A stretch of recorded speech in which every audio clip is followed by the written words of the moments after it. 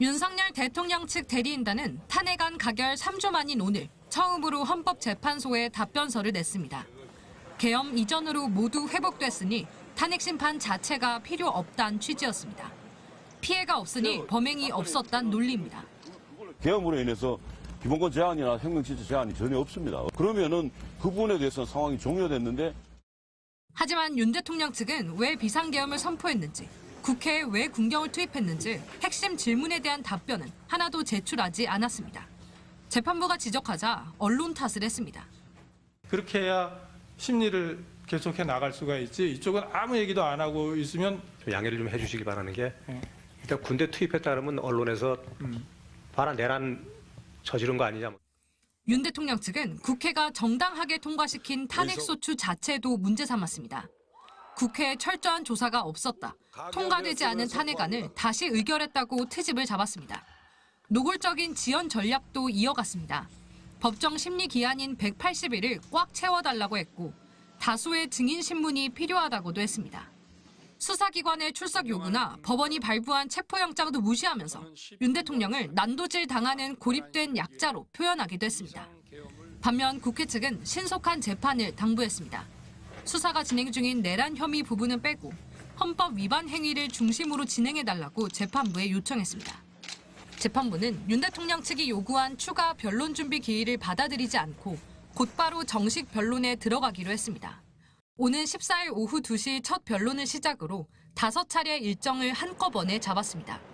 헌재는 박근혜 전 대통령 탄핵 심판 때처럼 일주일에 2차례의 변론 기일을 진행하며 신속하게 재판을 진행할 계획입니다. MBC 뉴스 유서영입니다.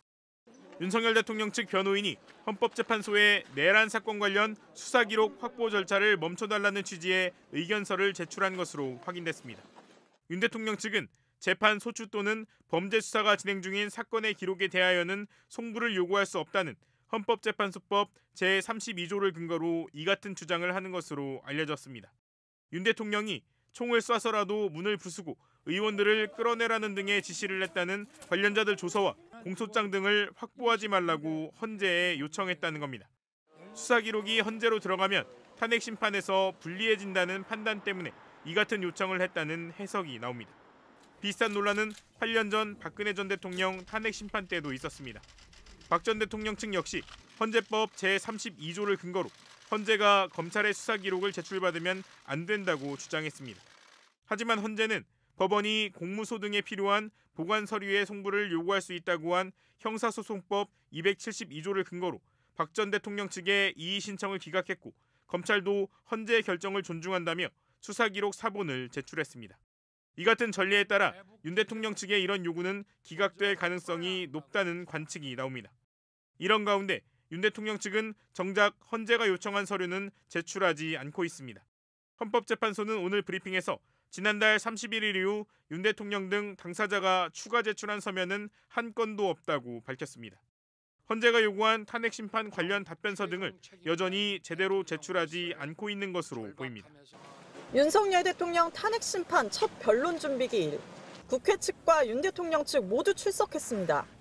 윤 대통령 측 대리인단은 변론 6시간 전에야 참석 의사를 밝혔습니다. 헌법재판 절차에는 저희들이 당당하게 대응을 하려고 했던 거기 때문에 내란 진압을 위하여 내란 수계 피의자 윤석열 파면을 신속하게 진행해야 합니다.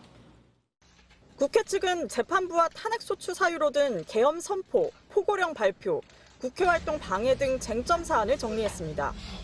윤 대통령 측은 탄핵소추 적법성 여부부터 따지겠다고 밝혔습니다. 국회에서 지난 7일 윤 대통령의 탄핵소추안이 정족수 미달로 폐기된 뒤 14일 유사한 내용의 탄핵소추안을 다시 의결한 과정이 적법한지 다퉈보겠다는 취지로 읽힙니다. 윤 대통령 측은 또 탄핵 심판 서류 송달 과정에 절차적 문제가 있다고도 주장했습니다. 연기 요청을 하면서 ing에서에 제출한 내용에 이제 송달이 적법했느냐 하는 문제에 대해서는 저희들은 적법하지 않다. 좀 더 지적을 하고 싶고요. 헌재는 일축했습니다.